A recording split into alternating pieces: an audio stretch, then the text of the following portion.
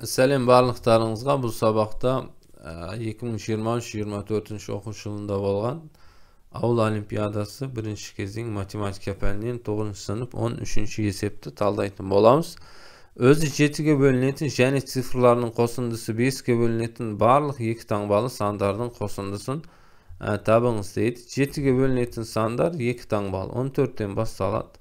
1 мен 4 қоссақ 5 болады. Ол 5-ге бөлінеді. Оны жазады екенбіз.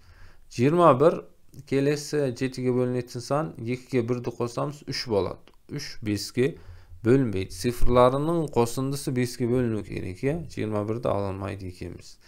28-ді алайық. 2-ге 8-ді қоссақ 10 болады. 10 5-ге бөлінеді. 35 3-ге 5-ді қоссақ 8 болады. Оны ала алмайды екенбіз. 42 4-ге 2-ні қоссақ қанша болды? 6 болды. Онда алуға болмайды екен. 42, сосын 49, 4-ге 9 қоссақ 13, 5-ге бөлінбейді. 56, 5-ге 6-ны қоссақ 11, ол да бөлінбейді екен.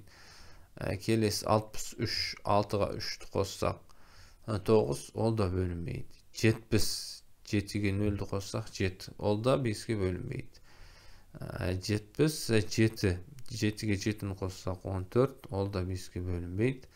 77, оған тағы 7-ні қоссақ 84, 8-ге 4-ті қоссақ 12, ол да 5-ге бөлінбейді. Келесі сан 91, 9-ға 1-ді қоссақ 10 болады. 10 5-ге бөлінеді. Цифрларының қосындысы 5-ге бөліну керек деп айтылған. Келесі 98, 9-ға 8-ді қоссақ 17, ол 5-ге бөлінбейді. Келесі сан енді 3 таңбалы болып кетеді екен. 98 соңғы 2 таңбалы 7-ге бөлінетін сан екен. Енді осыларды қосып жіберек, сонда 30, 42, 133 деген жауап болады екен. Мына есеп шықты. Сау болыңыздар.